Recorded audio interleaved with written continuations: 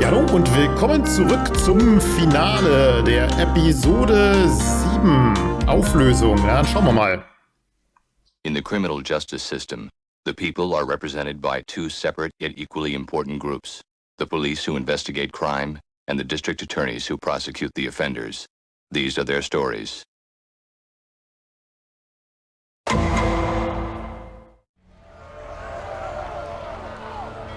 Hey man, someone just fell off the bridge! What the hell? The protesters grabbed him and threw him over!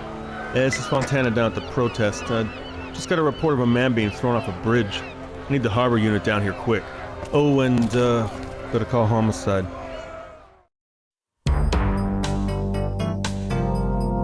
Okay, na gut, und ich hoffe mal, dass ich mich nicht an zu viele von den vagen Andeutungen in den Endsequenzen der anderen Folgen erinnern muss hinsichtlich der Joggermorde. Aber auch wenn es jetzt nicht so lange her ist, weil wenn man es im Original damals, als es rauskam, gespielt hätte, wären ja da Monate dazwischen gewesen. Wobei bisher war es jetzt auch nicht wirklich nötig, sich daran zu erinnern. Es wäre nur ein kleiner Benefit. Fontana. That divers just pulled him out, Detective. I had him hold off. Thought you might like the first look. Now let's have a look.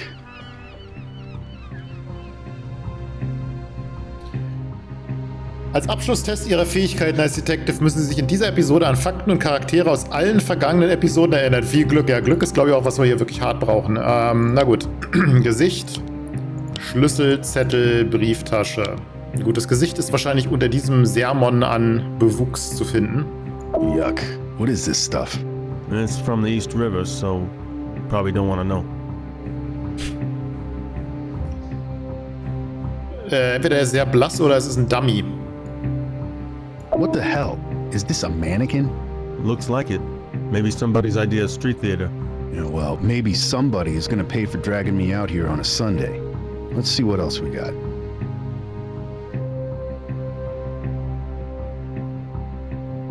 Okay, da haben wir wohl den Zettel. Man, this is just disgusting.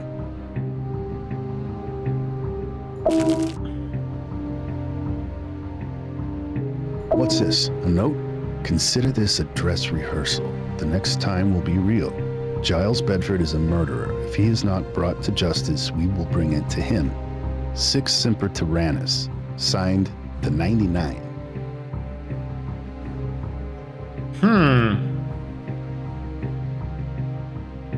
Bradford. Handcuffed to his wrist and locked. I thought this kind of thing only happened in spy movies. Können wir es trotzdem aufmachen? The case is locked. I hope he's carrying a key. Also nein. Schlüssel ist vermutlich irgendwo in der Tasche. Die einzige Tasche, die ich sehe, ist die Brusttasche momentan.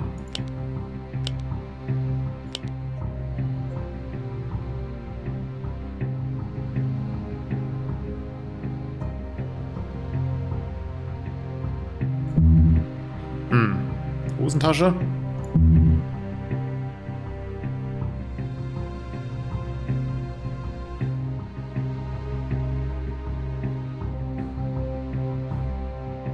Vielleicht in der Hand. Ugh. Was ist das? Duct tape across the hand. Strange. What's underneath? Der Schlüssel. Small key. Maybe for a locker or briefcase. Ja, vermutlich für die Aktentasche. Key fits. Gut, es passt zur Symbolik, ne? Wenn sie den reichen Bradford, also androhen, den reichen Bradford hier als nächstes entsprechend zu verarbeiten.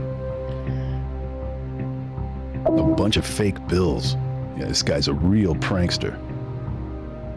Fake Person, Fake Money, aber demnächst dann der echte. Giles Bedford? That's a name I haven't heard in a long time. You know this guy? Yeah, Giles Bedford, CEO of Bedford Capital, father of Harrison Bedford, the kid who got killed in the preppy jogger case. How does Wallach get here? Man, does any of this mean anything to you? Yeah, a lot, actually. I met this guy Bedford during the investigation of his son's murder back in 1998. Looks like someone thinks he might have done it. And it looks like they want him dead. Fontana, I need to find the person who wrote this note. What happened to the guy who reported the crime to you? Damn, sorry, Detective. He just ran back in the crowd before I knew what the hell happened. I'll start a canvass of the bridge right away. The sooner the better. Okay, ein paar fehlgeschlagene Vermutungen hier, aber na gut, sei es drum. I'm Detective Curtis. I'm looking for Giles Bedford. What happened? Myocardial infarction. Heart attack. Mr. Bedford was admitted earlier. We did an emergency bypass, and he's stabilized now. I need to talk to him about an incident. Sorry, that's totally out of the question. Look, there's been a threat against his life. I'd appreciate your cooperation. No, I mean he's completely unconscious, sedated. But I'll try to tell you anything I can. What precipitated his heart attack? I'm not entirely sure. A good Samaritan admitted him, dropped Giles off at the emergency room around 9 a.m., but didn't identify himself to the nursing staff. I was in surgery all morning till 11, and Giles wasn't lucid enough to describe him. He has been under a lot of stress recently, though. I've been treating him for it. Okay, der Samariter, der ihn reingebracht hat, wissen wir irgendwas über den? Anything suspicious about his condition when he was admitted? No, other than the circumstances, he appeared normal. No physical injuries, contusions, needle marks? No, I checked him thoroughly myself. And all his personal effects were with him? Yes, everything. Nein, die Brieftasche offensichtlich nicht. Seine Brieftasche. His wallet was missing. Whoever took it was connected to this incident on the bridge somehow. Ich weiß nicht, ob der Arzt ein Alibi braucht, aber auch was der Arzt... Der Arzt könnte vielleicht was über die Feinde wissen, wenn er ihn wegen Stress behandelt hat oder so. Vielleicht hat er was erzählt. Can you think of anyone who might have made threats against Mr. Bedford recently? No, not offhand. Although he certainly was rattled by some run-ins he had with the Occupy Wall Street crowd. Oh? What happened? Anonymous email threats from the 99%. He said he felt vulnerable. Ja, weil bei dem Dummy auch 99 als Absender drin stand.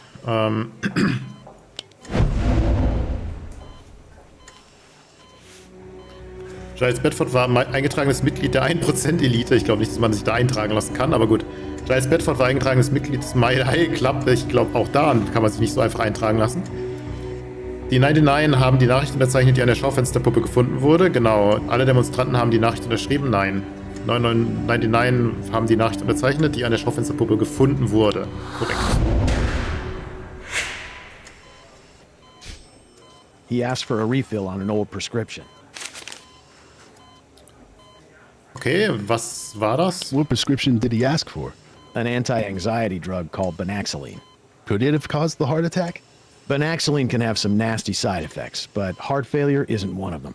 Plus, Imagine. Giles was on a prolonged course before, so I doubt there's a connection. I only needed to monitor him every 180 days. Before when? Spring of 98, I think.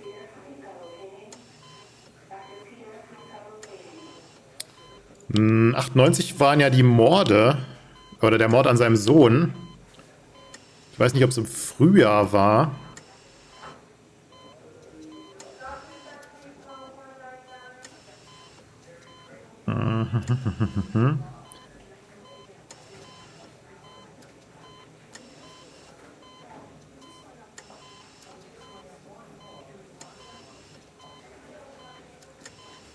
Ja, also war wahrscheinlich im Frühjahr. Zumindest war es 98.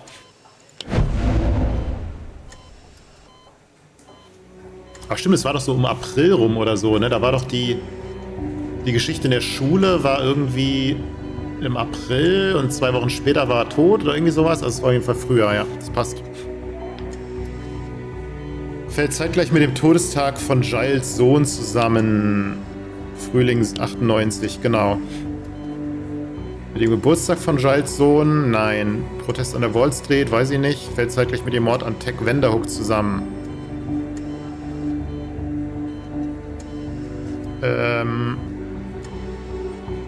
Wissen wir, in welchem Monat der Wenderhook-Mord war?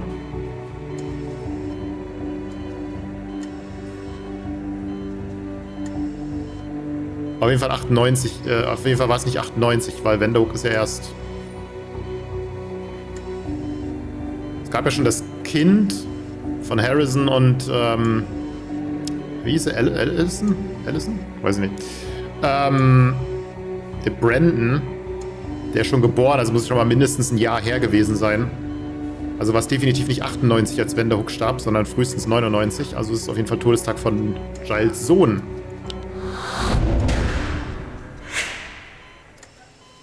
So, around the time of his son's murder. Shortly before, actually. Yes. Tragedy. And he was already under so much other stress. Kurz vor dem Tod.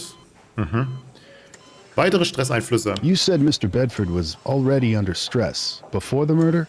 Well, at that time, he discovered his son's high school girlfriend was pregnant. As any father can tell you, it was not happy news. He was furious. It was no real secret that Mr. Bedford didn't think Allison came from the, right background. And Harrison still told him. Oh, no, I did. The kids came to me for the test, and she being a minor, I thought it best to tell Mr. Bedford. What happened after that? I assume it all worked out. He's a very happy grandfather now.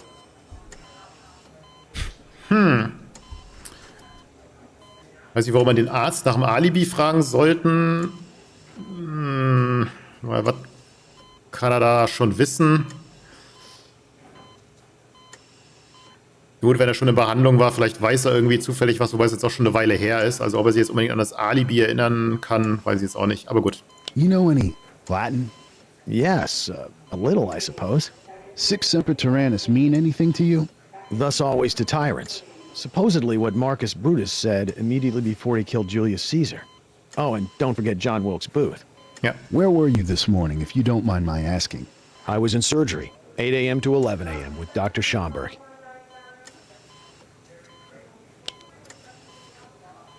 Von 8 bis 11. Hat er nicht 8 bis 10 gesagt? Wir haben einen Notfallbeipass gelegt, also kann es schon sein, dass er zumindest nicht allein war.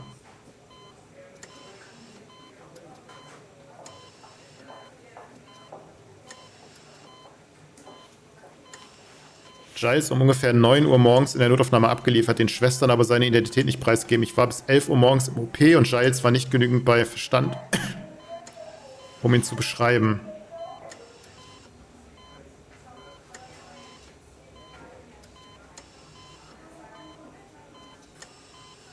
Mit Dr. Schaumberg.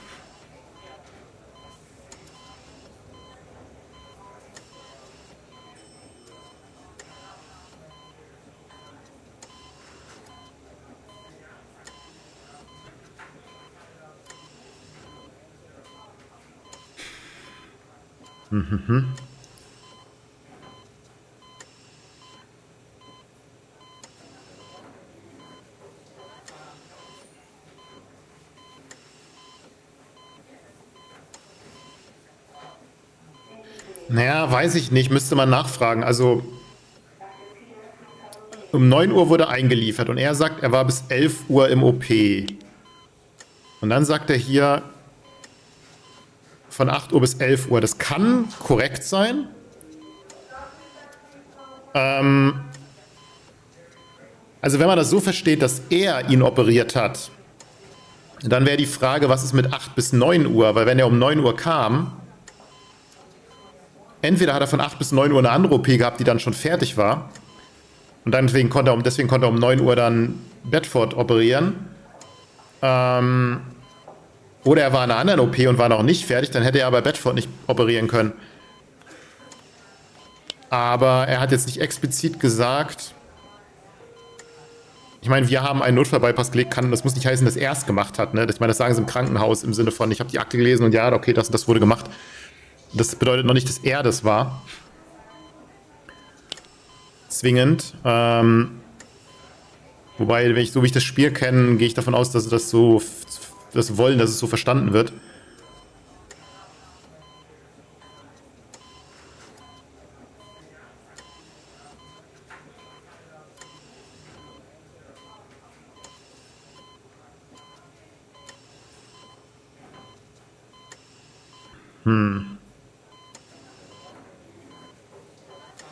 Okay, er sagt, ich habe ihn selbst gründlich untersucht.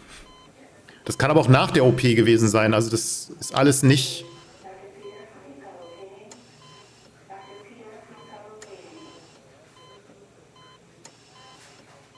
Ich meine, er kann ihn auch nach der Bypass-OP nochmal untersucht haben auf alle möglichen Nadelstiche und was weiß ich.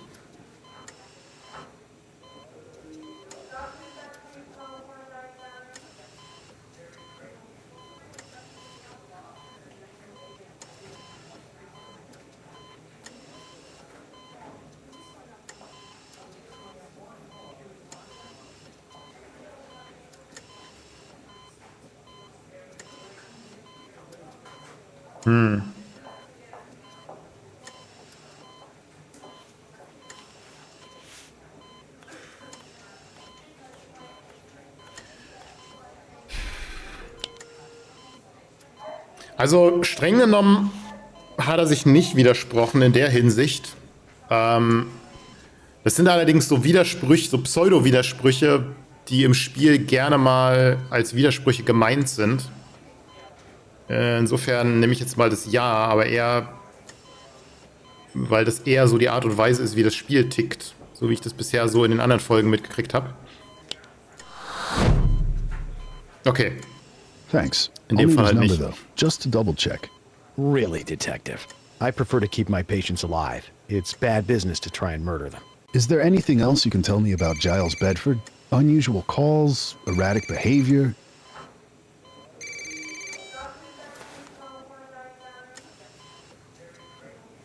Understood.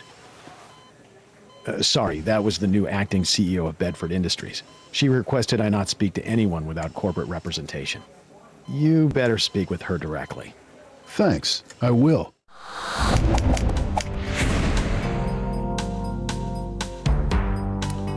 Okay. Schauen wir What do you weiter. got for me? Well, I couldn't find the guy, so I asked around. Photographers, video bloggers, anyone who might have had footage of the crowd. And? You kidding me? You'd think I was arresting their mother for the dirty looks they were giving me. Anyway, I got some footage of a few of the ATM machines around here. The banks were plenty happy to help me out. That's your guy? Any ID? I'm working on it. At least now I got a picture. I got tired of asking, hey, you seen any angry, scruffy guys around? All right. Keep me updated. Hey, Benson, it's Curtis. Can you meet me at Bedford Capital in Midtown? I got an interview and I could use your help. Secretary said she was in a meeting. Play this how you like, but let's not share evidence if we can. There's a few details we probably shouldn't let everyone know just yet.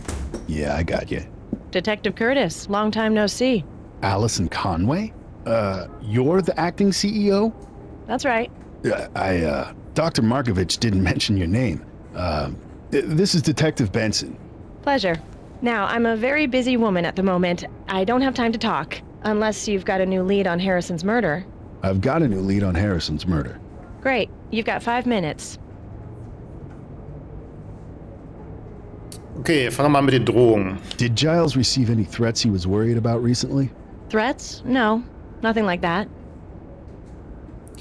Nein, weil der Arzt hat gesagt, dass er die Droh-E-Mails von den 99% bekommen hat.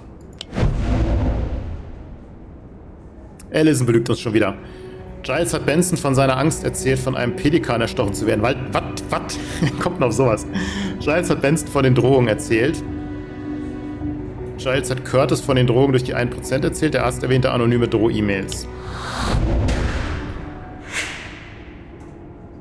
His doctor mentioned anonymous email threats from the 99%. I'm sure that was just spam. He wasn't taking them seriously. It didn't bother him.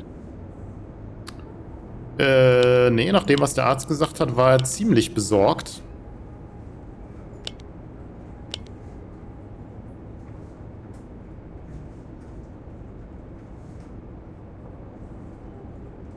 Sagte mir, dass er sich schutzlos fühlte und hat dann darum gebeten, ein altes Rezept zu erneuern.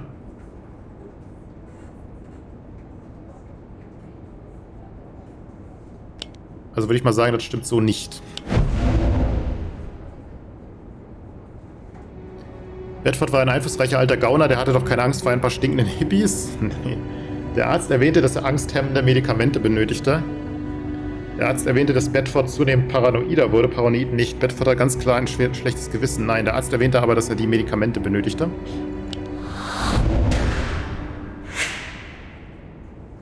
His doctor also told us Giles said he felt vulnerable. Hearsay, Detective. We're not in court. He also asked for a refill on his anti-anxiety medication.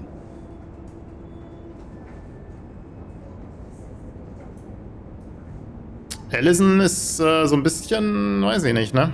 Allison, there's no way to break this gently. My lead suspect right now in Harrison's murder is his father, Giles. Really? Is that all you got? Because that is utterly ridiculous. If it weren't potentially slanderous, I'd be laughing. Giles Bedford loved his son. I will back Giles all the way on this. I was there, Detective.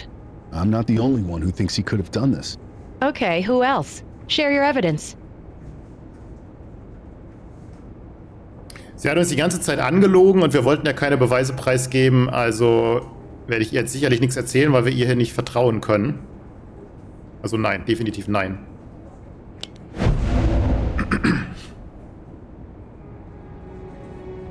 Es gibt keine Beweise, die preisgeben können. Der Fall ist noch zu frisch, um Informationen dieser Art preiszugeben. Nur der Richter und die Anwälte dürfen die Beweise einsehen. Die Beweise werfen ein schlechtes Licht auf die Polizei. Nee, der Fall ist noch zu frisch, um Informationen dieser Art preiszugeben. Insbesondere an Allison, die uns hier die ganze Zeit nur Scheiße erzählt.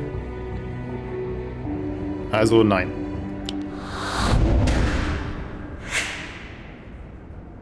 I'm sorry, Allison. I can't share that kind of information with you.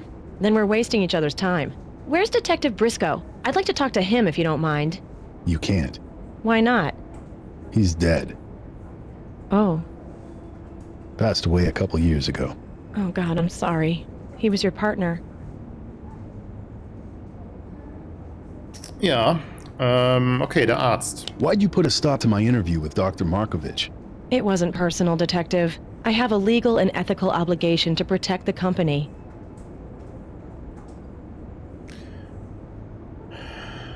Möglich. Ja, hat sie.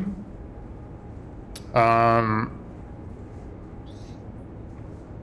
es könnte sein.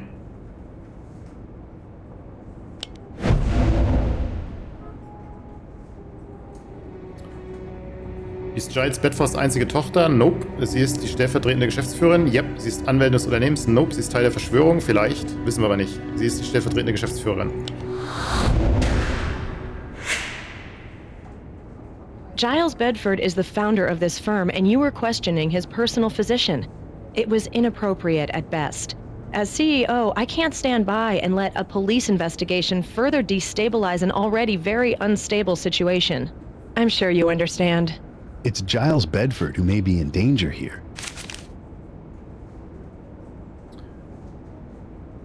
Andere Angehörige, Giles Haltung, was oder wem gegenüber? Was Giles ever cold to you? How do you mean? Did he ever give you reason to think maybe he didn't approve? I mean, it must have been hard, stepping into the Bedford social strata. No, there was never a problem.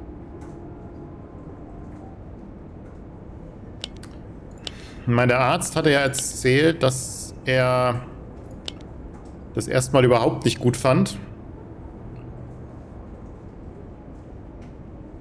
Weil sie halt aus einer weniger elitären Schicht kommt, sagen wir es mal so, ne?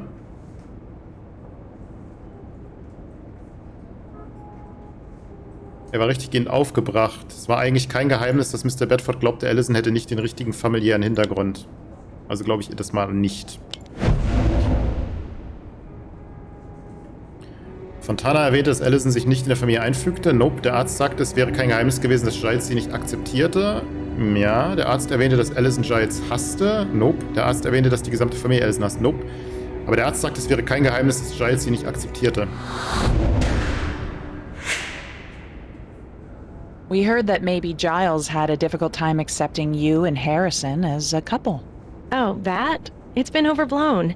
And besides, look at me now. Things worked out just fine, didn't they? Allison, this is obviously a difficult time for you.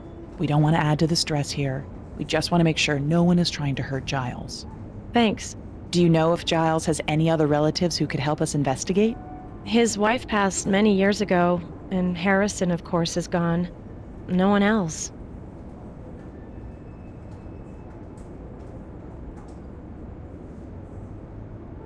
Nope, Harrison hatte ja den Bruder, Franklin. Also stimmt das nicht.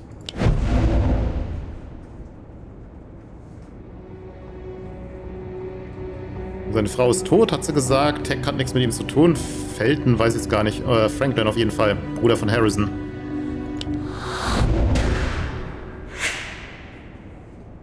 Didn't he have another son?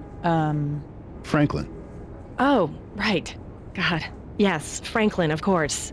Sorry, he's in Minnesota. Decided to drop out. Gave up his inheritance. Cut all ties. Well, take a look at this. You look familiar? No. Allison, if you really want to protect Mr. Bedford, then at least tell us who this guy is. He may want to hurt him. I can't be sure. Maybe it's not... Tell us, please. It's Franklin. Harrison's little brother. Giles' other son. He used to have a crush on me. I never felt the same. But I haven't seen him in 10 years, not since he moved away. Looks like he's back. You arrested him once, remember? Falsely. Oh yeah, the prep school murder. This is the same kid? He's gone through a lot of changes since then. I guess we all have. Would he have any reason to want to hurt your father? Hard to say. Franklin got more and more unpredictable after college. Mood swings. Some days he loved Giles, other days Giles was an evil corporate tyrant. Do you know where we could find him? No. Honestly, he hasn't been in touch. Thanks, Allison. Let us know if he contacts you. Okay. Auf jeden Fall Bonussterne gekriegt. Dead end. No one knows where Franklin is. And no one will talk to us about the Central Park case. You know, at this point, I'm thinking we should look at Franklin for that one, too. What? How else would he know so much about it? It's the simplest explanation, Curtis. He killed his brother over a girl. Don't tell me you haven't seen that one a million times. Yeah, I have. And while you might kill your brother over a lot of things, you don't hire a hitman to do it. Maybe if you'd never gotten your hands dirty doing anything else in life. So, Allison never saw her attacker? Her memory comes and goes. Plus, CSU told us that she was lying face down when she was shot. How are we gonna break this? What would Lenny have done? Work the leads. You'd go back and re-interview everyone again. Old school. Yeah, you know what? I just thought of someone who might be motivated to talk to us now. Mickey Trevino. Right. He's probably getting sick of prison. Maybe he wants to deal. Mickey Trevino. Thanks for taking time out of your busy day to come visit us. Detective Curtis, always a pleasure. I got some more questions for you, Mickey. About Pop? I can turn right around and leave then, because I got nothing to say. What about your connection to a certain 9mm? What about a guy named Frank Vincenzo Jr.? Depends, but I don't do favors. So we talking some kind of deal here? Depends. What do you got for me? Ask away.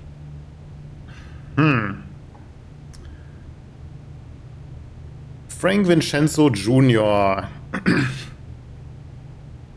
Das war der Sohn von dem Typ aus der ersten Folge, der den russischen Ich hab Immunität-Typ erschossen hat im Gericht, wa? Weil der hat ja die Waffe reingeschmuggelt für seinen Vater ins Gericht. Also fangen wir mit Frank Vincenzo an. Ich meine, dass der das war. Did you know Frank Vincenzo Jr. personally? Sure, I knew him. He lived in the building.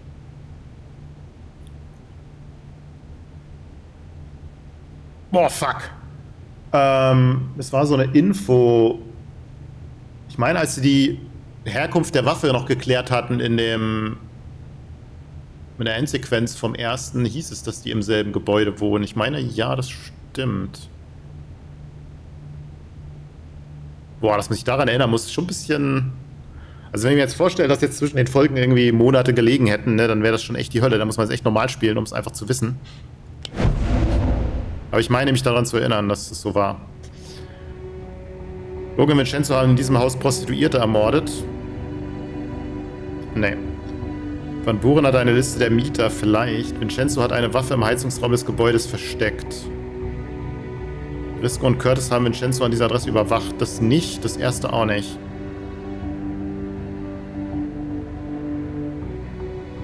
Das weiß ich nicht, glaube ich nicht. Kann sein, muss aber nicht.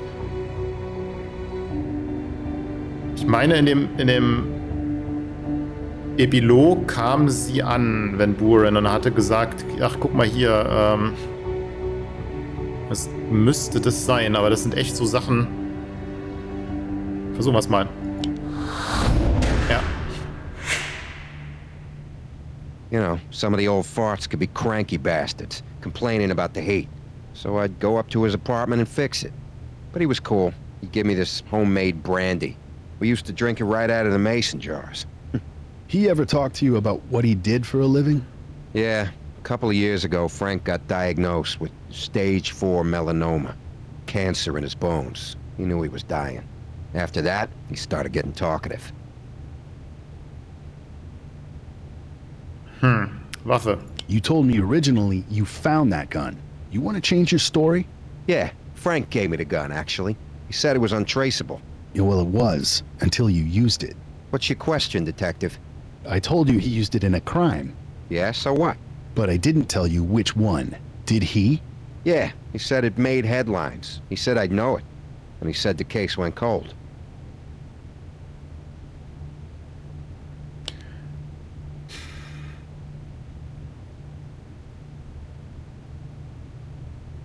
Er sagt, es war in den Schlagzeilen nicht. Das würde ja auf die Joggermorde zutreffen. Also, ja, schätze ich.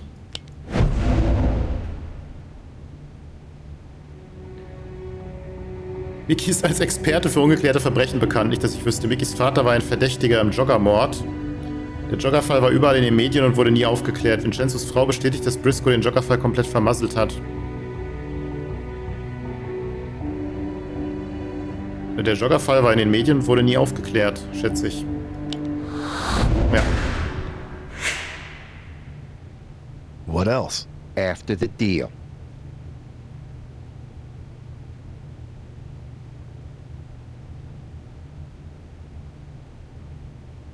Tun Sie mir einen Gefallen. Was für ein Gefallen? Das ist wieder so ein Punkt, keine Ahnung, wo das hinführen soll. Also ja, nochmal über die Morde. Give me something for the DA, Mickey. All right. Remember when they shot up Gnocchi Balistreri right in front of Tally's bar? That was Frank. And you know your big collar when you nabbed Billy Delegati? You were so proud. Well, Billy didn't do none of that stuff you sent him up for. It was all Frank. You want proof? Frank's widow still got the guns, only she don't know she got them. They're in a cardboard box underneath the good silver. Mostly 9mm. That was his weapon of choice. Go look, and then we'll talk about the preppy joggers.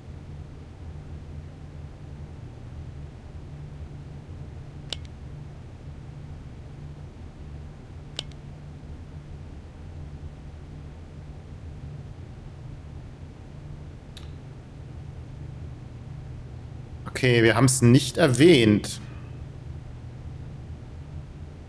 Wir haben nur über Vincenzo gesprochen und über die Waffe und so weiter. Also wir haben den Central Park-Fall nicht erwähnt. Nein.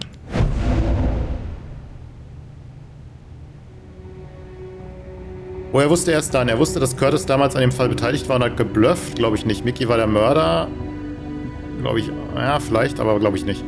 Er nahm an, dass Curtis frustriert war und einen Sündenbock brauchte. Er kannte genaue Details über Vincenzo und die Mordwaffe. Ja.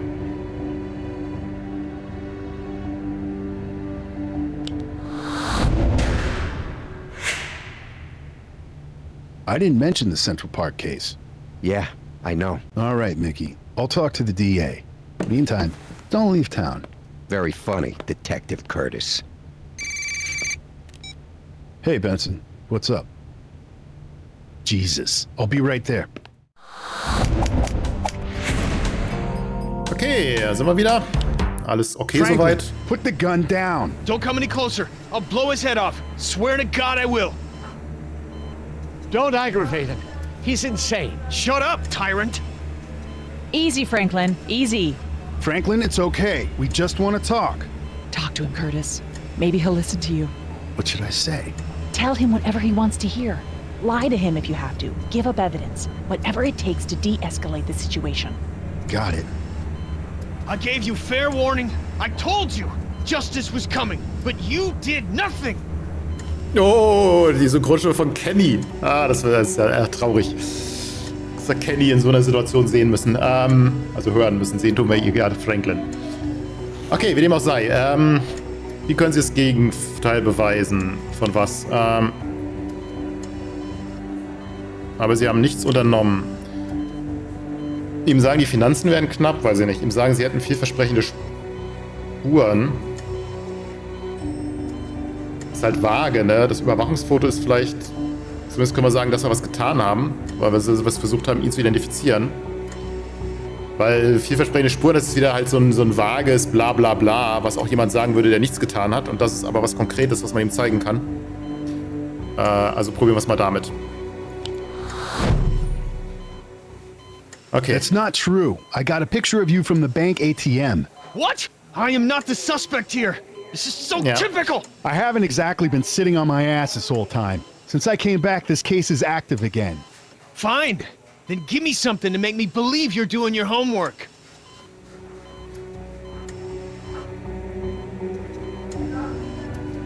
Okay, Frank Vincenzo. The name Frank Vincenzo Jr. mean anything to you? Yes. Yes, it does. That name keeps coming up, but I don't know why. I can tell you if you'll listen to me. Okay, I'm listening. Frank Vincenzo Jr. is a hitman, and he's connected to the gun that killed Harrison and wounded Allison. I knew it. A hitman. This is ridiculous. I have no idea what he's talking about. Yes, you do, old man. Tell him, detective. Slam dunk it. Der Bradford ist die Stimme von Lillys Vater. Ich weiß schon gar nicht mehr, wie er hieß. Oh mein Gott. Ganz böse Flashbacks von Walking Dead Teil 1. Na gut. Was können Sie ihm erzählen? Lügen und Mickys Beweiskraft übertreiben, die Wahrheit über Mickys Beweiskraft sagen, Mickys Beweiskraft abwerten.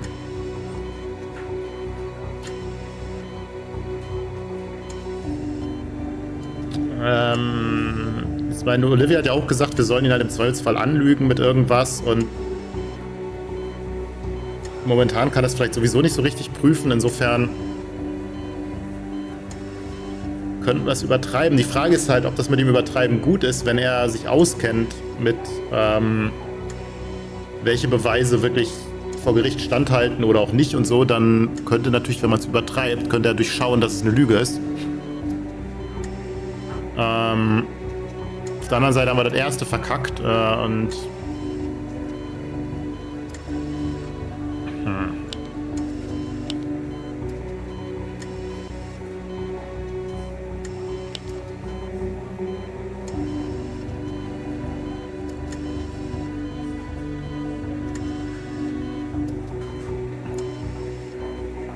ich meine, so schlecht ist es nicht, ne? Der weiß schon ziemlich viel. Das heißt, selbst wenn wir nicht übertreiben, könnte das schon reichen.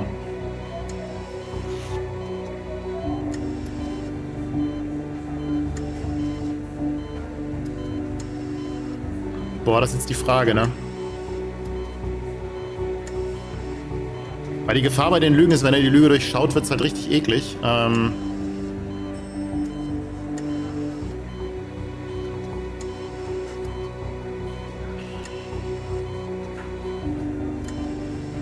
Und wie gesagt, die Beweiskraft ist eigentlich auch ohne Lüge schon gar nicht so verkehrt. Weil er weiß schon ziemlich viel und er hat auch selber angefangen, über die Preppy Jogger-Morde da zu reden. Insofern... oder den Mord. Das heißt, der weiß auf jeden Fall schon einiges. Probieren wir es erstmal mit der Wahrheit. Ja, super. There's a guy who used to know Frank. His name is Mickey Trevino. He'll talk if I can cut him a deal. So you don't actually have any evidence yet? See, I told you, Franklin. This is all a plot against me. I'm not your enemy. Whoa, Curtis. What the hell happened to tell him what he wants to hear? Sorry. There's only one way to get justice for my brother. Don't throw your life away, Franklin. Why? What do I have to live for? All I want is this. It's all I've wanted for 10 years.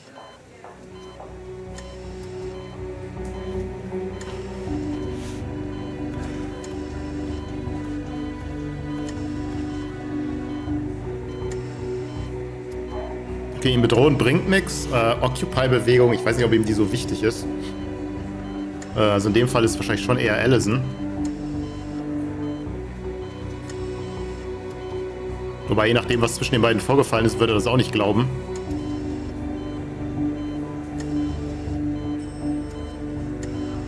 Aber ich glaube nicht, dass ihm die Occupy-Bewegung so wichtig ist, weil die kann eh nichts bewirken. Das sollte ihm auch klar sein. Probieren wir es mit Allison. Allison! She still loves you, Franklin. What? Allison? She couldn't show it before, but she can now. But she's unsure. So much time has passed. If you kill your father, she'll only see you as a murderer. You'll never be able to prove it to her. Don't let that happen. Show her how much you care for her and the memory of your brother. Allison loves me? Okay. Maybe you're right. I guess I just gave up hope that anyone would ever believe me. Is that why you threw the mannequin off the bridge? Yeah, I was with him, trying to convince him to confess when he had his heart attack. When I dropped him off at the hospital, I got the idea to stage his death. I hope maybe the newspapers or bloggers would pick up the story. You're delusional, son. Yeah, well, the jury's still out on that, Mr. Bedford.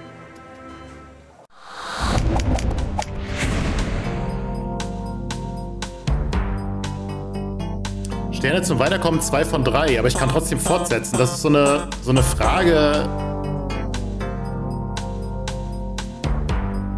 Keine Ahnung, wie sich das jetzt auswirken soll.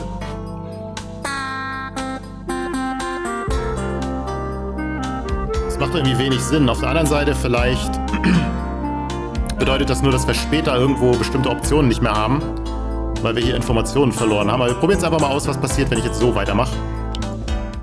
Aber es geht weiter. I've looked through the file, Detective, but I have to admit, I'm not seeing enough to put Giles Bedford away for his son Harrison's murder. We've got the makings of a good circumstantial case, Mike.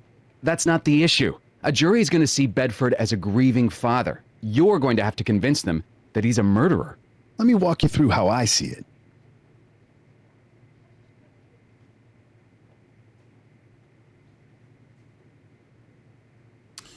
Ja, für Motiv ist immer am wichtigsten, also fangen wir mal damit an. The first question the jury is going to ask is, what's the motive here? Why would Giles Bedford kill his own son? You got something for us, Curtis? Hab ich? Ich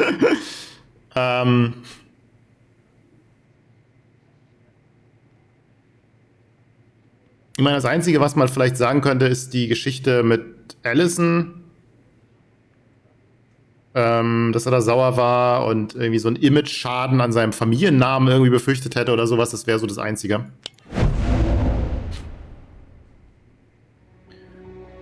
Sein Sohn drohte damit, die Schule abzubrechen, weil sie plante, zu einem anderen Unternehmen zu wechseln. Harrison hat jemanden ermordet und seinen Vater darin verwickelt. Giles fand heraus, dass die Freundin des Sohns schwanger ist. Genau. Ja, das noch kein Mordmotiv ist, aber... Bedford found out his son's girlfriend was pregnant. From what Franklin and Allison have told us, he wasn't a big fan of the relationship. So he killed his son? How does that add up? It doesn't, which is why it makes sense. Ist Carmichael durchgedreht? Ja. Nee, keine Ahnung, aber...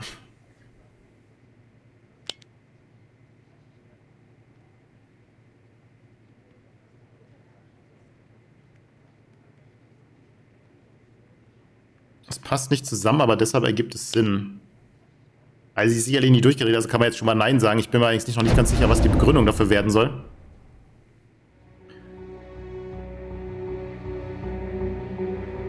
Carmichael liegt nie falsch, ziehen sie es einfach durch. Nee. Sowohl Trevino als auch Vincenzos Witwe sagten aus, dass das Attentat schief lief. Genau, er wollte vielleicht, dass Allison getötet wird. Und es war ein Versehen, dass Harrison starb. Und dann ergibt es Sinn. Sowohl Trevino als auch Vincenzos Witwe sagten, dass das Attentat schief lief. Und deswegen hat er auch nicht bezahlt. Weil er hat halt gesagt, vermutlich, Ich wollte, dass ihr Allison tötet, ihr habt meinen Sohn getötet, ihr Spinner, und wollt jetzt noch Geld von mir haben, gibt's nicht. Ja, das würde das alles erklären.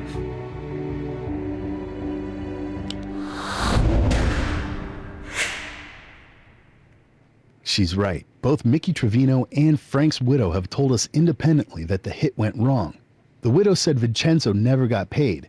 My working theory is that Bedford paid to have Allison killed, but during the attack, Harrison somehow got in the way. That I can understand. I'm betting a jury can see it that way too. Okay, Mickey Trevino. Mickey Trevino will testify that Frank Vincenzo Jr. told him he committed this murder. And Bedford's defense lawyer will throw out the testimony. It's all hearsay, Detective. Not necessarily, Mike. The statement may fall under one of the hearsay exceptions. Curtis, what can you tell us about it? I don't know. What are the exceptions? Okay, there's present sense impression, meaning something that was happening at the moment, within a 30 to 40 second window. There's also an exception for any statement made as part of a regular business record. And there's present physical condition, which would be a statement made to anyone about the declarant's current physical condition. Any of those fit Trevino's evidence? Okay, also. Eine Aussage, die unmittelbar während der Geschehnisse in einem Zeitfenster von 30 bis 40 Sekunden getätigt wurde. Ich glaube nicht. Für jede Aussage, die Teil einer ordentlichen geschäftlichen Abmachung ist. Das wäre der Deal, den wir mit ihm machen vielleicht. Eine Aussage des Zeugen über seine oder ihre aktuelle körperliche Verfassung zu diesen Ausnahmen.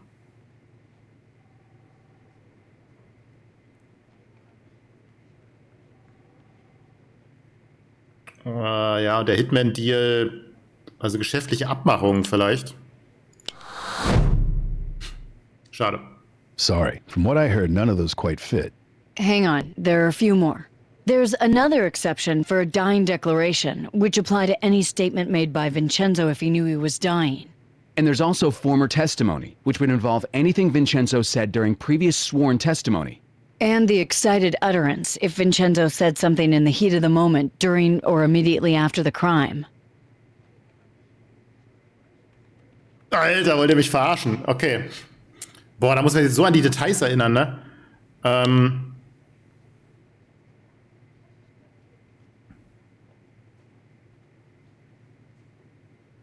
Aussage im Sterbebett, welche auf alle Aussagen Vincenzos zutreffen würden, wenn er bereits wusste, dass er stirbt.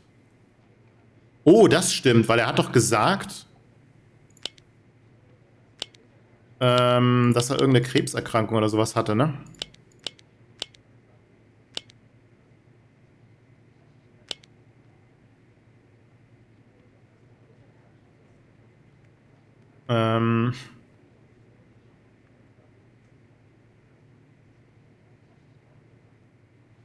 Vor einigen Jahren wurde bei ihm ein Melanom im Endstadium festgestellt, Krebs in den Knochen. Er wusste, dass er sterben wird.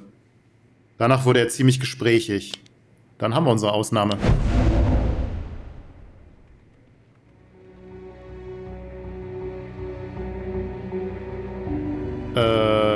Aussage auf dem Sterbebett.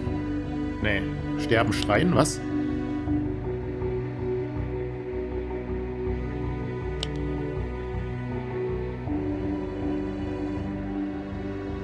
Wenn er bereits wusste, dass er stirbt. Genau. Aussage auf dem Sterbebett. I think we could work with dying declaration. Oh, really? Why? Vincenzo wusste, dass sein Krebs unheilbar war und dass er stirbt. Mickey wusste, dass Vincenzo im Sterben lag. Nee, Vincenzo starb im Endeffekt. Mickey kann bestätigen, dass Vincenzo die Aussage machte. Vincenzo wusste, dass sein Krebs unheilbar war und dass er stirbt. Mickey told me Vincenzo started getting chatty after he was diagnosed with terminal stage cancer. Unusual, but I think it qualifies. Mike? I think you could make a jury see that as a deathbed confession. Go with it. Okay, geistige Verfassung. I also learned from Bedford's doctor that he's being treated for anxiety. Interesting, but not definitive. What's he being treated with? Hat der Arzt das Medikament erwähnt? Ja, hat er.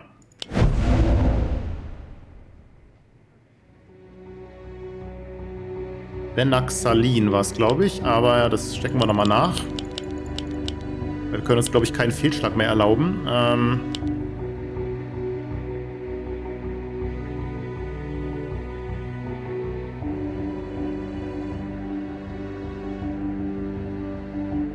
Genau, Benaxalin.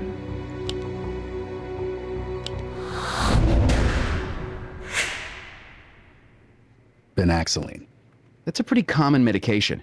As I understand, there aren't any significant side effects. Nee, der Arzt hat gesagt, es gibt einige ernstzunehmende Nebenwirkungen, nur halt nicht Herzattacke.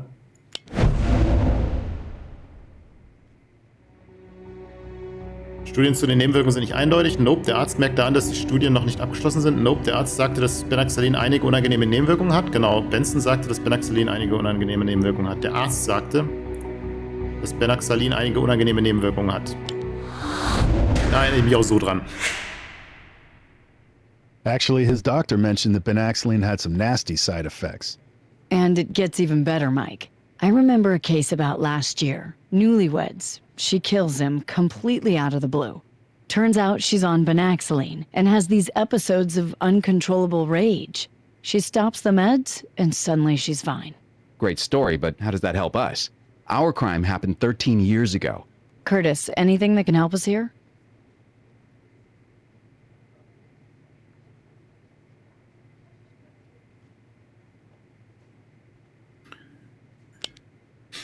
Ja, ich glaube, der Arzt hat doch gesagt, dass er es damals auch schon genommen hat, weil es ist ein Rezept, was erneuert wurde.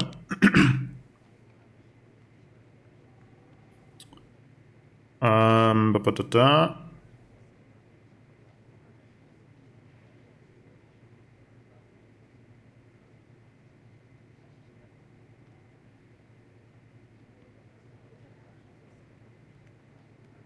Ja, im Frühling 98 hat er angefangen, die Medikamente zu nehmen.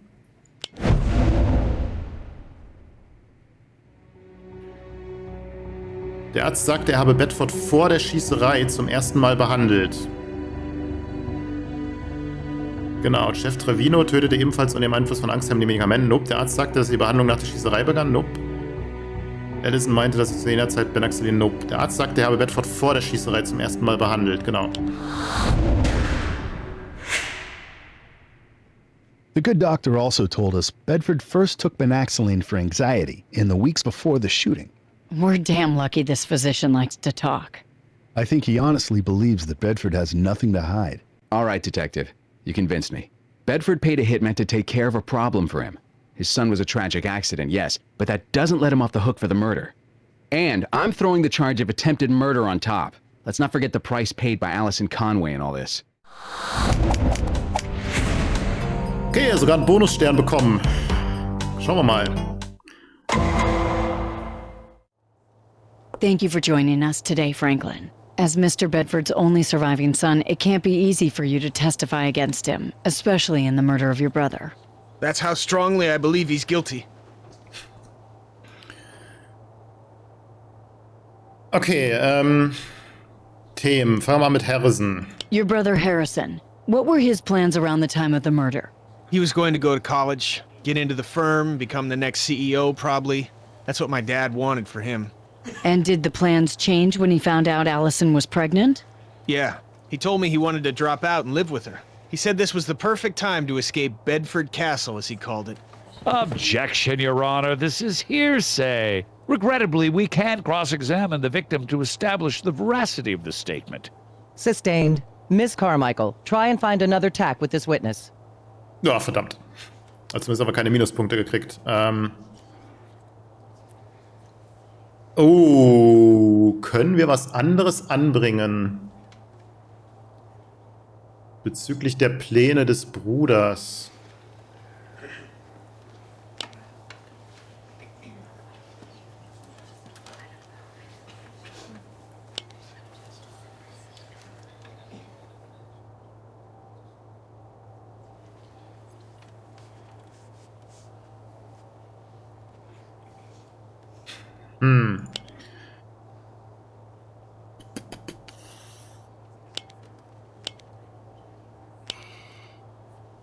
Das ist so eine Frage.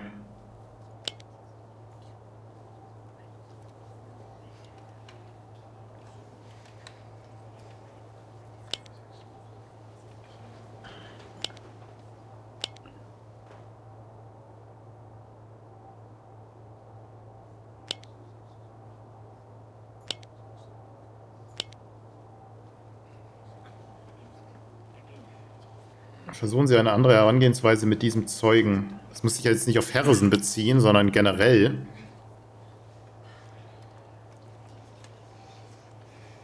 Boah, schwierig, ne? Ich weiß jetzt nicht genau, worauf sich die Frage bezieht.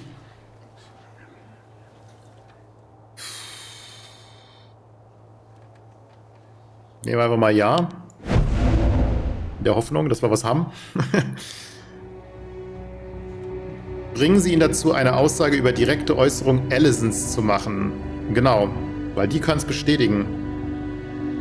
Angeben, dass Harrison eine Aussage auf dem Sterbebett machte, das glaube ich nicht, weil er war, glaube ich, instant tot, meine ich.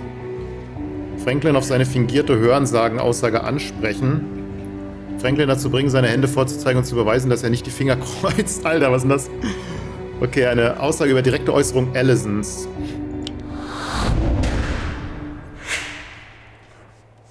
Franklin, did Allison Conway tell you anything about the situation? Yeah, actually. We were pretty close. Back then, anyway. She said she and Harrison were planning on getting a place. He was going to go to City College, and she was going to finish up high school and look after the baby. And as for Giles Bedford? She told me she was afraid of what he would do when he found out. Okay.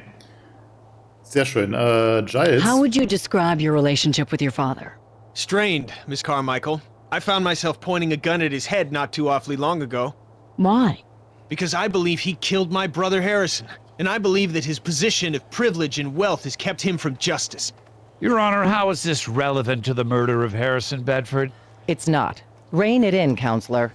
Franklin, why don't you tell us what kinds of behavior your father displayed back in those days? Well, he was stressed out about the firm, and then about Harrison's future. He would get real dark at dinner, then go pop a Banaxoline and chase it with gin. Objection! This witness is not the defendant's doctor. How could he possibly know what medication his father was on?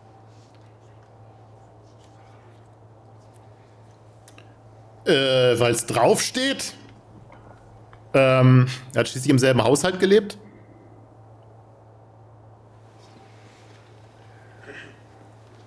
Mit die Aussage anfechten, meinen Sie den Einspruch, gehe ich mal schwer davon aus. Und nicht die Aussage von Franklin.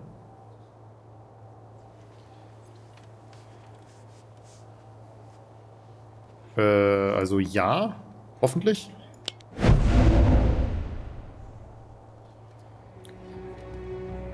Lassen Sie Franklin erklären, wie er das Medikament identifiziert hat. Franklin über eine eventuell erhaltene medizinische Ausbildung aussagen lassen. Nope. Argumentieren, dass Franklin dazu autorisiert ist, als Arzt seines Vaters zu agieren. Nope. Franklin dazu bringen, eine Tablette zu nehmen, um die Auswirkungen auf ihn zu beobachten. Nope. Franklin erklären, wie er das Medikament identifiziert hat.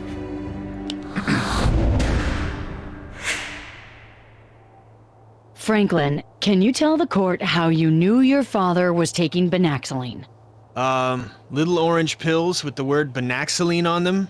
Dead giveaway, Miss Carmichael. Yeah. Anyway, sometimes it helped, sometimes it just made him crazier. Dad's an addict, whether he wants to admit it or not.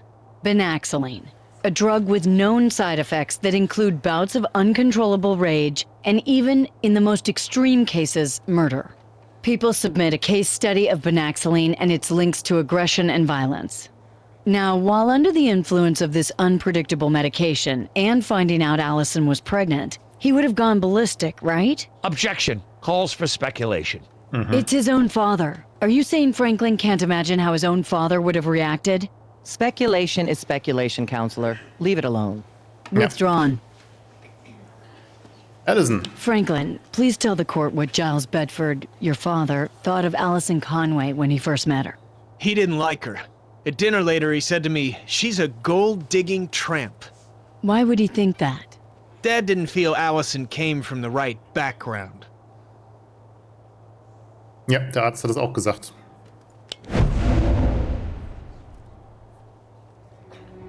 Auf Rachel Trevinos Blog stand genau das gleiche. Nope, Tech und Allison haben dies in ihrem Video bestätigt.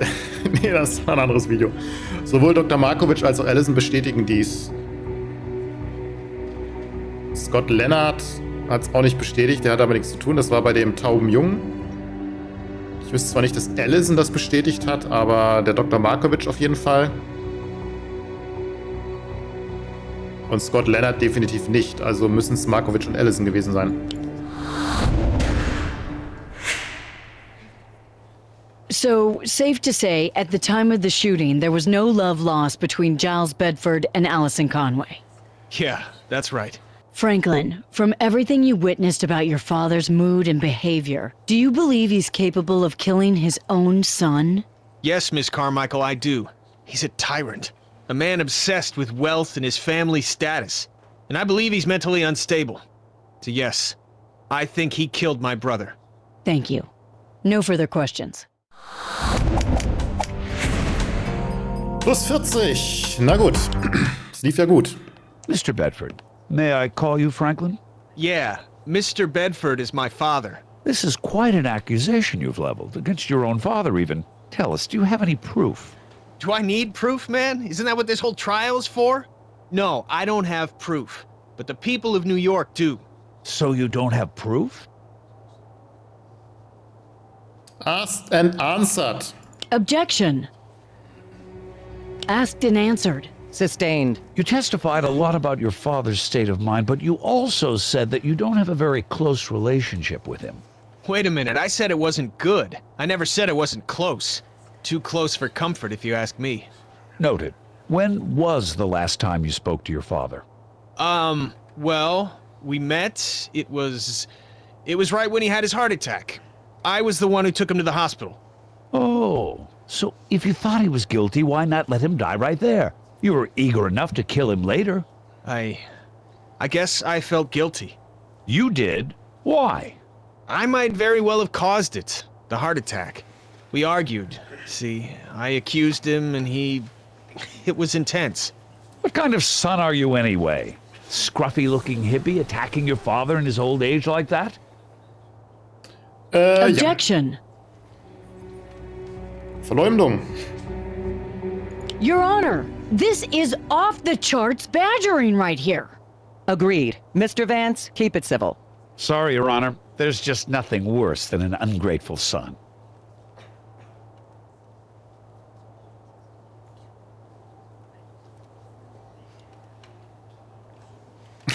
Eigentlich ist es wieder, ne?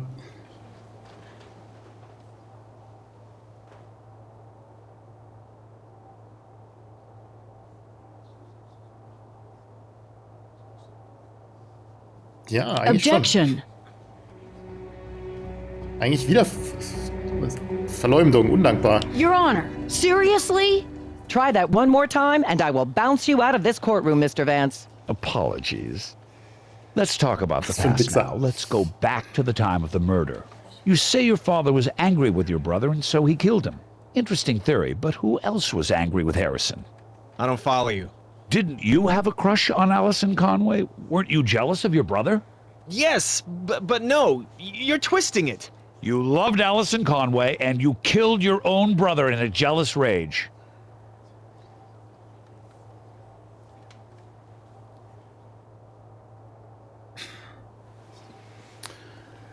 Ich meine, es ist Mutmaßung. Es ist Verleumdung des Zeugen.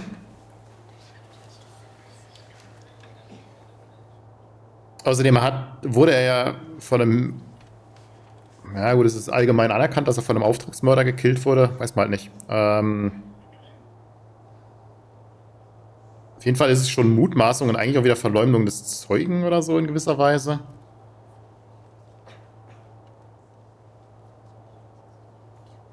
Er hat ja keine Beweise dafür.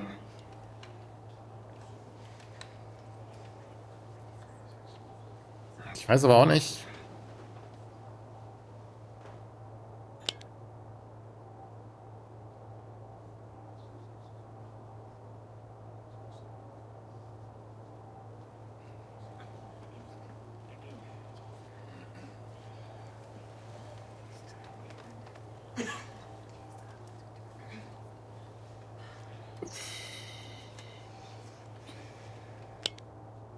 Naja, gut, nehmen wir das mal. Objection.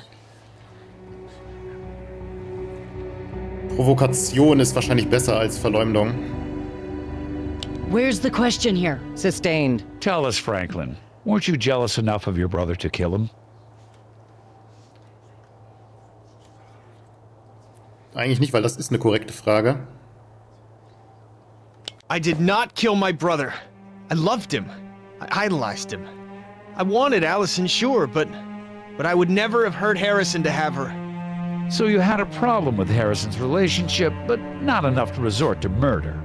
Yes, that's right. Seems reasonable, and I imagine your father would probably say the exact same thing. No further questions. Plus 250, 95%, das ist schon mal ziemlich gut. Wobei, man kann immer noch mit der letzten Frage alles verlieren. You are here to tell the court about your association with the late Mr. Frank Vincenzo and to testify to what he told you before he died. That's right. Mr. Vincenzo knew he was dying when he took you into his confidence, correct? Yeah, he got diagnosed with terminal cancer. Only had a few months left. Guess he needed to get some stuff off his chest. Na gut, dann reden wir mal auf Frank. Can you tell the court what you knew about Frank Vincenzo Jr.? Well, he was a guy from the building, an older guy. My dad warned me never to cross him. I got the idea he was connected. So when we started talking, he told me what he did. And what was that? He was a hitman, Mr. Cutter. And his weapon of choice? Shotgun. Nein, 9mm. Wieso lügt er jetzt? Gnocchi Balestreri war mit der Schrotflinte vertraut. Was zum Henker, wer ist denn das? Vincenzo wusste, wie man mit einer Klavierseite umzugehen hat. Mickey und die Beweise sprechen dafür, dass er 9mm Pistolen bevorzugte. Mickey sagte, dass Billy Deligatti die Morde verübt hat. Mickey und die Beweise sprechen dafür, dass er 9mm Pistolen bevorzugte. Hat er sogar gesagt, dass es sein Weapon of Choice war. You sure? No, you're right, Mr. Cutter. It was a 9mm. He gave you one of those weapons, didn't he? That's correct. And the weapon he gave you to help your father shoot Alexander Baran was the same weapon used to shoot Harrison Bedford in 1998. Korrekt, Mordzeitpunkt. Did Mr. Vincenzo describe the crime to you? Yeah, he told me how it happened. He tracked the kids through the park. And what year was this? 1998. Ja. The year of the Central Park murder. And what time of day? It was a weekend. Lunchtime, I think. Boah! Boah, fuck. Was, die genaue Tageszeit? Soll das jetzt heißen, ist das die richtige Zeit, oder? Boah, wissen wir die überhaupt?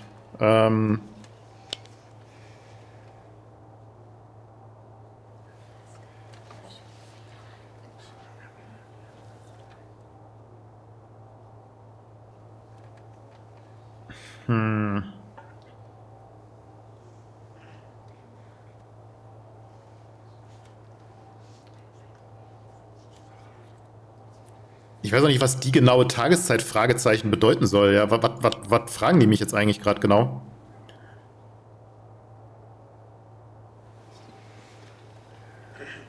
Das ist, wann er ihn hingebracht hat. Ich kann mich nicht erinnern, dass das irgendwie gefallen wäre als Information. Wann der Mord war, vielleicht in der früheren Folge, aber dann weiß ich es nicht mehr. Ich meine, die waren noch in der Schule, also war es wahrscheinlich schon eher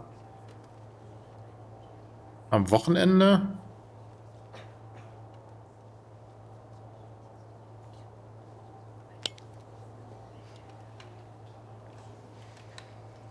Ich weiß auch nicht, ich weiß echt nicht, was die Frage bedeuten soll. Soll die jetzt bedeuten, ob das, was er gesagt hat, stimmt? Keine Ahnung, probieren wir es mal mit Ja. Weil, ist irgendwie halbwegs plausibel. Ich kann mich aber nicht erinnern, dass wir irgendwie die Zeit irgendwo hätten. Zumindest nicht in der Folge. Keine Ahnung, ich weiß auch nicht, was die Frage bedeuten sollte. No, hang on. I remember now. It was late afternoon, around dark. Yeah.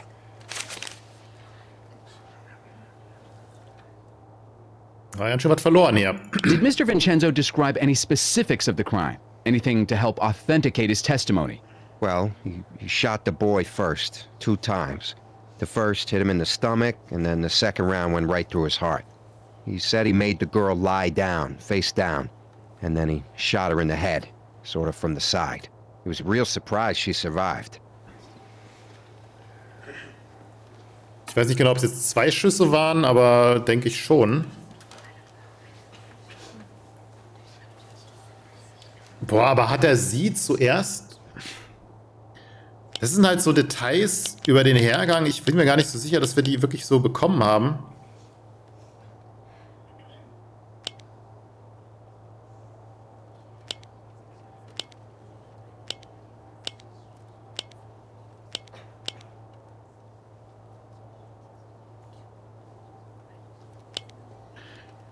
Weil die Frage ist, wenn der Auftrag war, Allison zu töten, hätte er dann zuerst Harrison erschossen?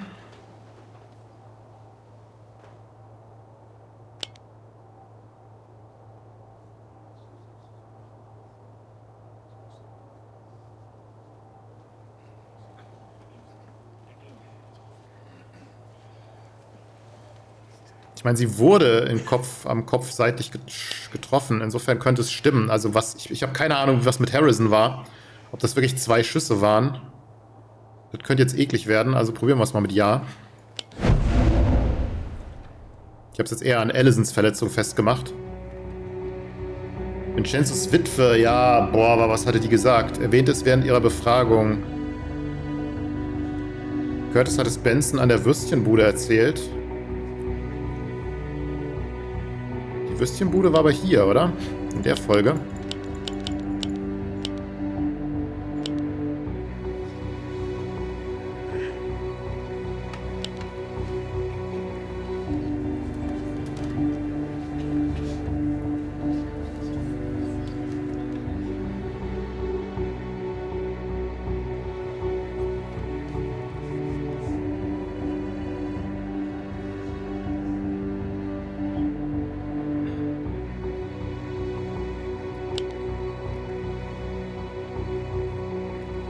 Vincenzos Witwe hat aber, meine ich, gesagt, dass er sowieso nie viel erzählt hat und sie hat nur erzählt, dass er nicht bezahlt wurde.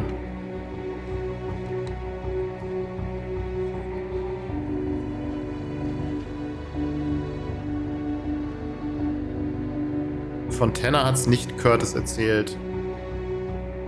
Bankroll hat es auch nicht erzählt. Curtis hat es Benson an der Würstchenbude erzählt. Ich meine, da hat er das erzählt mit auf dem Boden liegend, also dass Allison auf dem Boden lag und dann beschossen wurde. Also die beiden waren es nicht und Vincenzos Witwe meine ich auch nicht. Die hat nur erzählt, dass er irgendwie kein Geld bekommen hat dafür und so weiter, dass irgendwas schiefgelaufen ist. Also probieren wir mal das. Ja. Es ging echt nur um Allisons Verletzung hier anscheinend. Allison Conway shot in the head while lying prone on the ground. Crime scene analysts confirmed this, and, most important, it was a detail the police kept out of the press. Only a witness could have known. Now, Mr. Trevino, the $64,000 question. Who hired Frank Vincenzo Jr. to kill Harrison Bedford? Actually, you got your facts wrong, Mr. Cutter. What? Frankie told me he got hired to kill the girl, not the boyfriend. So what happened? The guy attacked Frankie, there was a fight, and both kids ended up shot. And who hired him? He told me it was Giles Bedford. No, it's not true. Thank you, Mr. Trevino. Yeah, like I said, it went all wrong. Plus 30, Geschworene plus 100. Hätte ja gar nicht besser laufen können. Mr. Trevino, let's start with something easy. Please state your current address. My address? You kidding me? Go on. I'm at Altona Correctional Facility. So, you're in jail? Yes. Convicted of a felony? Yes. Objection! Defense is improperly introducing the witness's criminal history to impeach his credibility. Under FRE 609A, it's allowed, Your Honor. He's got you there, Mr. Cutter. Please, continue. Did you take a deal in exchange for your testimony? Yes. I imagine the deal got sweeter the more you had to say about my client.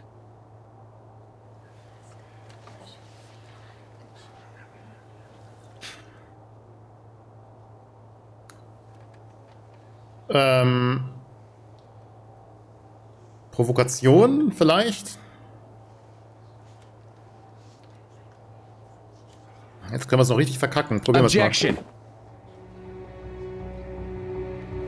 Relevanz ist da, Mutmaßung, Provokation kann es eigentlich nur sein. I didn't hear a question there, Your Honor. Sustained. I'll rephrase. Isn't it true your deal was contingent not just on your testimony, but the quality of that testimony? What, you think the DA wants to hear me sit up here and talk about my cats? Of course my testimony has to be good. Answer only the question I asked, Mr. Trevino. Yes. Isn't it true that in almost any other trial, this testimony would be considered hearsay and therefore completely inadmissible?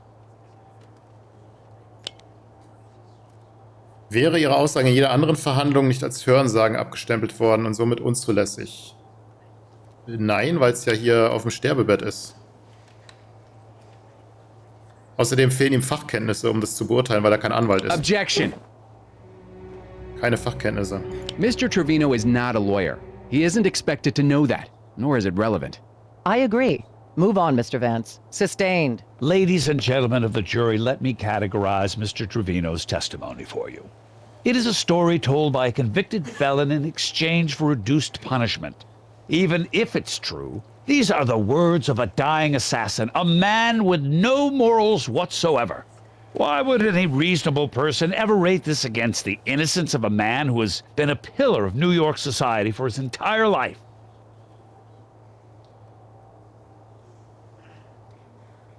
Also, so wie ich mich erinnere, dürfen Sie die Jury gar nicht direkt ansprechen, außer im Plädoyer.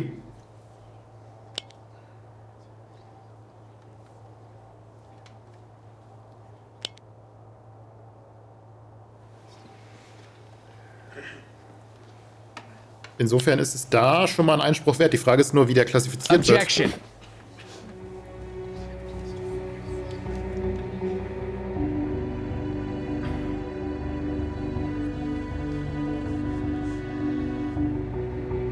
Fällt es unter Mutmaßung? Nee. Provokation?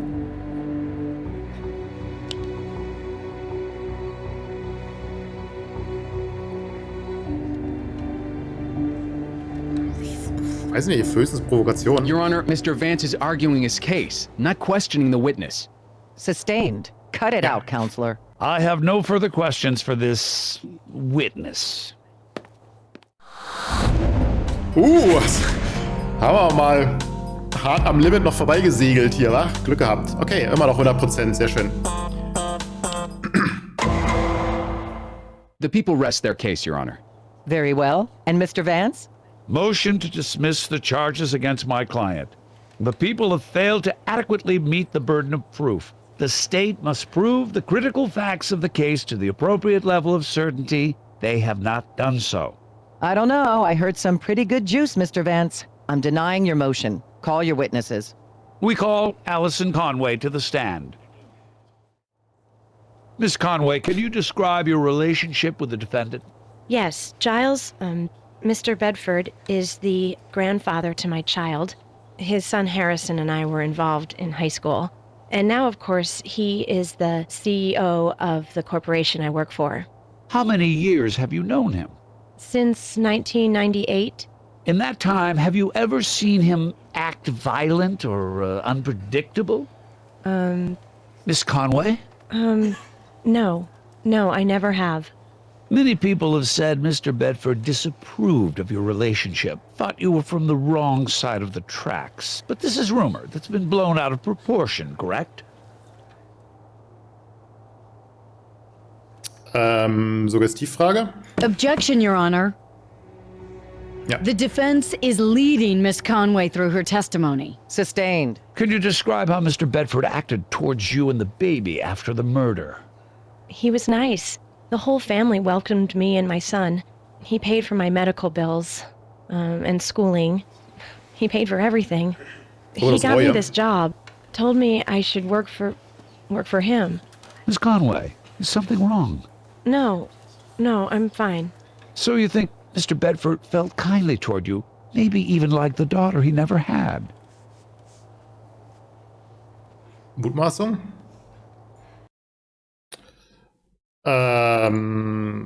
So, wieder rausgetappt hier. Glauben Sie, dass Bedford Ihnen wohlgesinnt war? Vielleicht sogar wie gegenüber der Tochter, die er nie hatte? Gut, es ist nicht wirklich Mutmaßung, weil es ist halt wieder irgendwie so eine Suggestivfrage. Schwierig. Aber es ist auch irgendwie Mutmaßung, ja, was seine Beweggründe waren. Andererseits ist die Frage, ob sie den Eindruck hatte, dass er ihr wohlgesinnt ist. Das ist wieder eine Frage an sie. Also es ist nicht ganz Mutmaßung, weil es ja ihre Eindrücke betrifft.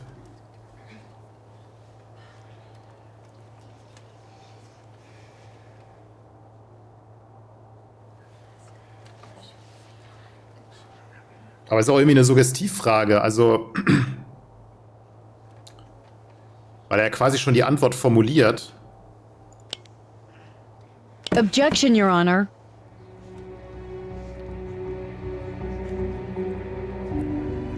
Ja, Relevanz und Verleumdung ist es nicht. Mutmaßung ist es dann, okay. Vielleicht. Oder ist es gar kein Einspruch wert? Speculation. Miss Conway can't read Mr. Bedford's mind. Sustained. And in your opinion, did Mr. Bedford treat you like someone he was ashamed of or did not like? No.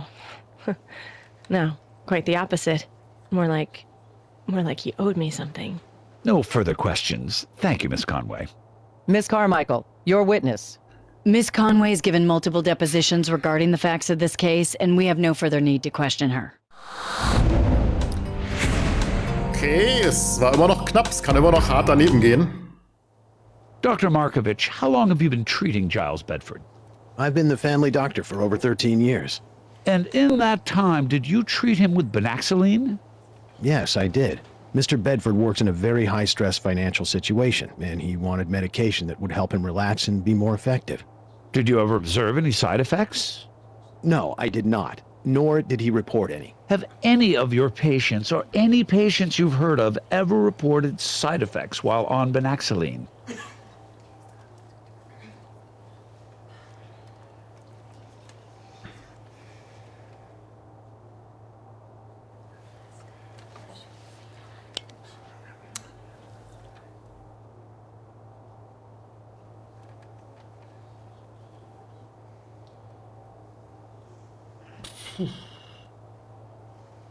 Fachkenntnisse hat er. Die Frage ist, ob es könnte höchstens relevant sein, wenn man sagt, naja, ob andere Nebenwirkungen hatten, spielt ja keine Rolle dafür, ob jetzt er Nebenwirkungen hatte. Insofern ist es eigentlich nicht relevant. Es könnte natürlich andererseits relevant sein im Sinne von, ob es Nebenwirkungen gibt. Aber andererseits ist es nicht... aber die Übersetzung ist hier wieder anders, ne? Ich bin mir jetzt nicht ganz sicher, was er auf Englisch gesagt hat. Aber er hat nicht gesagt, Patienten anderer Ärzte oder so.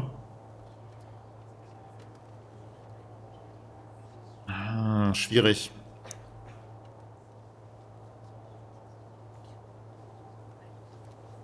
Ich meine, es hieß ja, dass er gewalttätiger wurde oder aufbrausender oder was auch immer durch die Einnahme.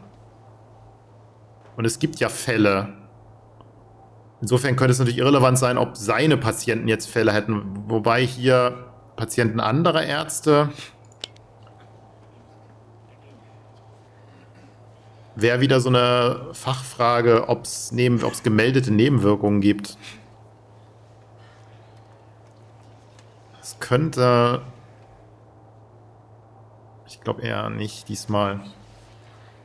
In the 13 years you have treated Mr. Bedford, have you ever seen him display aggressive or violent tendencies to anyone in his immediate family on medication or off it? No, sir. No, I have not.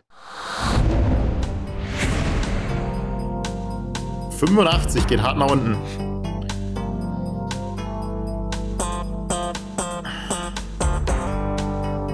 Ich weiß nicht, ob es vielleicht Relevanz war oder so. Good afternoon, Doctor. I just have a few questions for you today. A few things to clear up. Nebenwirkungen. Read this disclaimer, please. It's the drug warning for Banaxylene. This drug may make you dizzy or drowsy or cause blurred vision.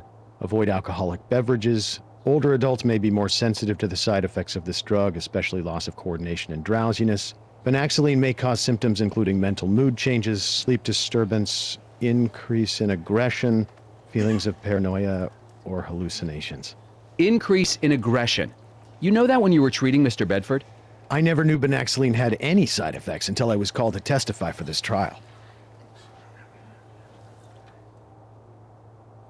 Nein, weil er gesagt hat, dass es nasty Side Effects hat, nur nicht Herzinfarkt.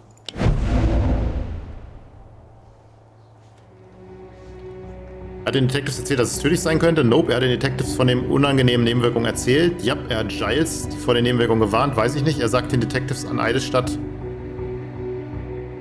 Er sagt es den Detectives an Eidesstadt, nachdem Giles verhaftet wurde. Nope, er hat den Detectives von den unangenehmen Nebenwirkungen erzählt.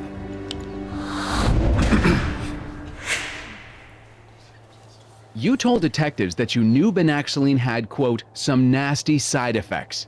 I did? Well, if they say so. How often did you check in on Giles Bedford?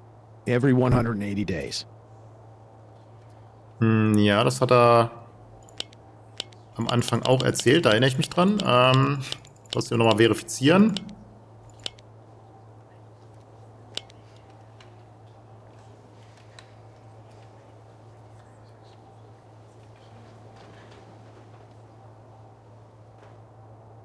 Darüber hinaus hat er das Medikament schon vorher über einen längeren Zeitraum eingenommen. Ich musste ihn lediglich alle 180 Tage untersuchen. Genau, also das stimmt. Alle 180 Tage, genau. So how can you say that you did or did not see any side effects? That's a half year of not seeing your patient. Anything could happen in that time. One final thing, Doctor. When detectives originally talked to you in Mr. Bedford's hospital room, you told them something very interesting. I did? Oh, yes. Do you remember what it was? No. I'll remind you. You told them when, exactly, Mr. Bedford discovered Allison Conway was pregnant. When you told him secretly. Oh. Remember when you said that was, relative to the date of the murder? Sometime after. Nope.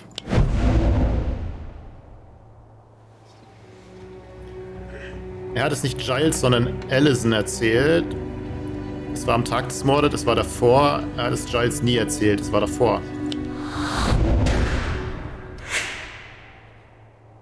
No. You told Giles Bedford that Allison was pregnant before the murder. Before. He knew about the secret pregnancy because you told him. And he was angry. You said so yourself. Yes, furious. So furious, in fact, that he contacted Frank Vincenzo Jr. and arranged to have her shot dead. In cold blood. Oh my God. Objection, Your Honor. Withdrawn. No further questions. Okay, plus 50, immer noch bei 100. Wir können ja nicht über die 100, ne? Wenn wir mit der letzten Befragung oder so irgendwas verkacken, dann sind wir wieder runter, ruckzuck auf 60 oder so. Das ist halt immer so die Gefahr.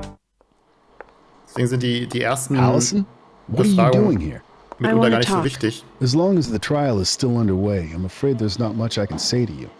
Fine, so I'll do the talking. There's something I've tried very hard to push down, to forget, but it's coming back. Mr. Bedford always told me the baby was a surprise to him. He never, ever mentioned he knew about it beforehand. So when you said the name, it didn't click before. What name? Frank Vincenzo Jr. Can you show me a picture of him?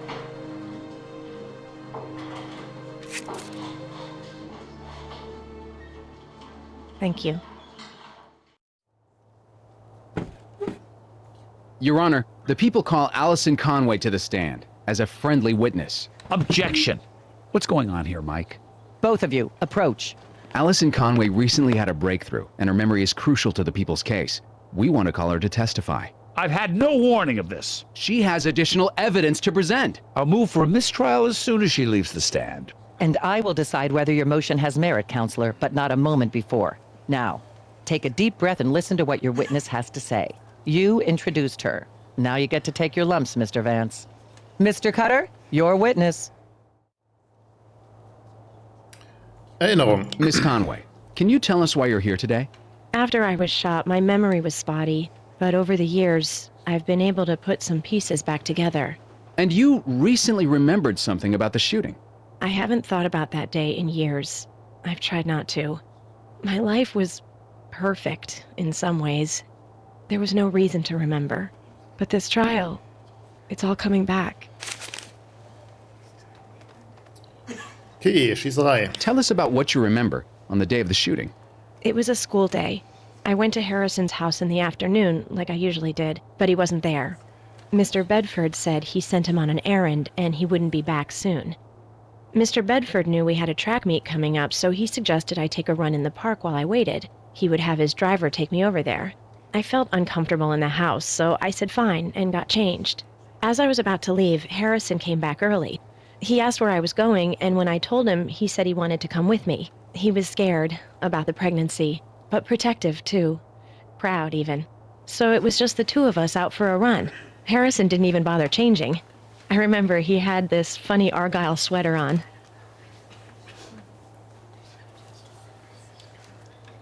Boah.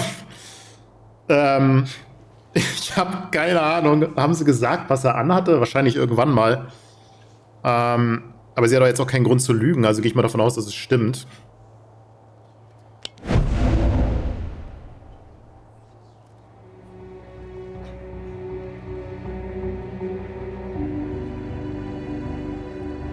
Ach ja, genau, Preppy Jogger Case. Genau, Argyle ist die erste Wahl eines jeden ernstzunehmenden Joggers. Ich weiß nicht, die feinen Herrschaften der Oberschicht haben schon immer außergewöhnliche schottische Textilien benutzt. Ich gehe mal davon aus, weil es Preppy Jogger Case ist.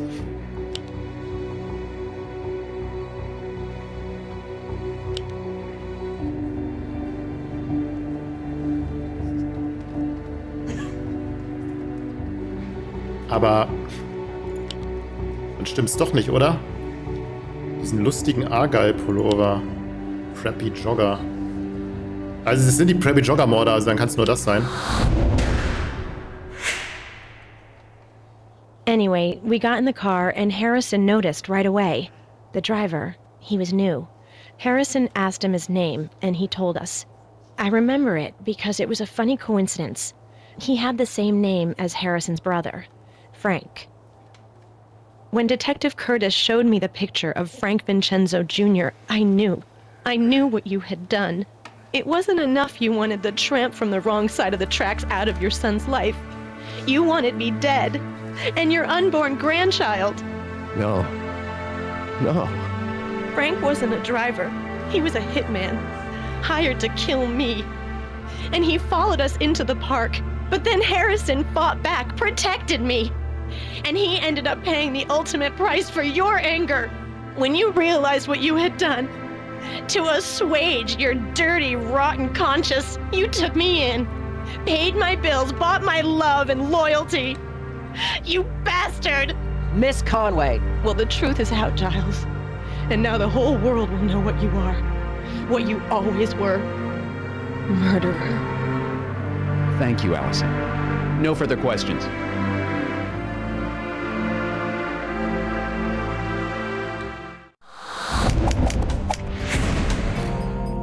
Okay, immer noch 100%. Hoffen wir mal, dass jetzt nicht noch irgendwas Böses um die Ecke kommt. How long has the jury been out? 6 hours. What do you think they'll come back with? Lots of circumstantial evidence. Defense knocked us around pretty good. Jerry likes us. Sure. But remember, all it takes is one. One person to undo a decade of police work. Lenny would be proud, Ray. I hope you know that. Thanks, LT.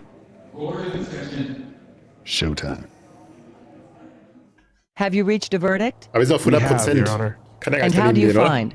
On the count of murder in the first degree, we find the defendant, Giles Bedford, guilty.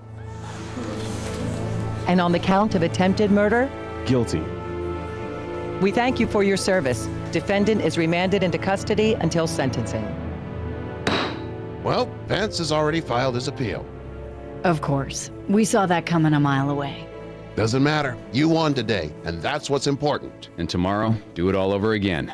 That's how it worked when I was ADA. But tonight, we celebrate. Dinner's on me.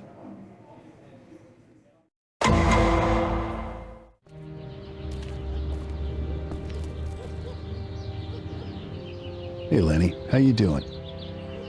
Look, I came out here. I just wanted to tell you. We got him. After all these years, we got him. It was nice having one last chance to work with you on a case. Funny. It really doesn't seem like that long ago. But you blink your eyes and everything's different. People disappear, faces change. But, well, at least the city is still the same. Anyways, thanks. Couldn't have done it without you, old man.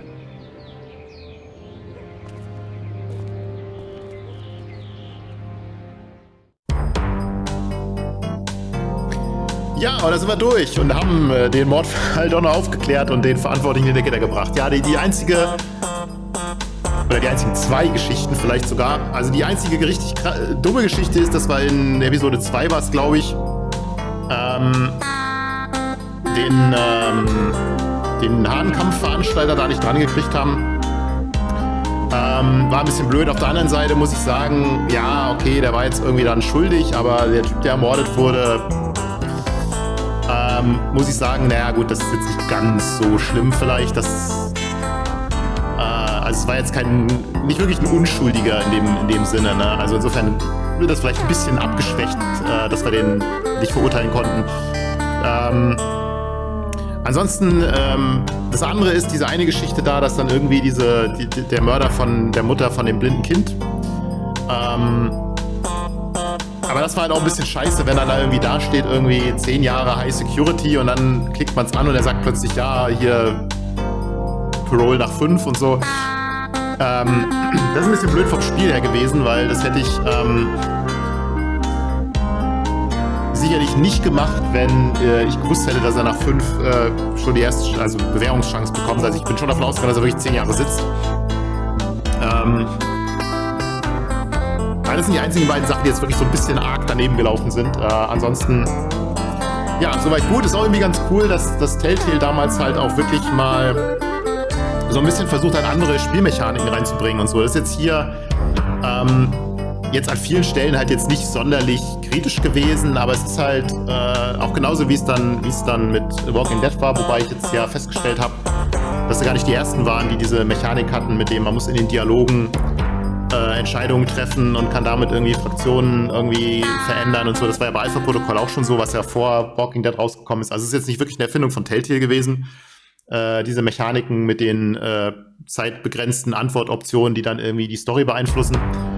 Aber hier auch jetzt wieder so ein bisschen so eine Spielmechanik, die jetzt schon so ein bisschen anders ist, ein bisschen was ausprobieren, was so geht. Das war halt immer cool. Und ja, wie gesagt, manche Sachen sind jetzt ein bisschen arg trivial gewesen zu finden und so, aber ja, okay, sei es drum. Ja, ansonsten irgendwie so ganz nett, mal wieder ein altes Telltale-Ding zu spielen. Demnächst gibt ja wieder ein neues Telltale, also als Firma, und es soll ja dann Wolf Among Us 2 kommen und so. Schauen wir mal, vielleicht kommen da wieder nochmal irgendwie ein paar coole Sachen in Zukunft. Warten wir es ab. Ansonsten gibt es hier dann demnächst mal wieder ein anderes Let's Play. Schauen wir mal, was wir dann ausgraben. Ansonsten war es hier für Law & Order Legacies. Bis zum nächsten Mal. Ciao.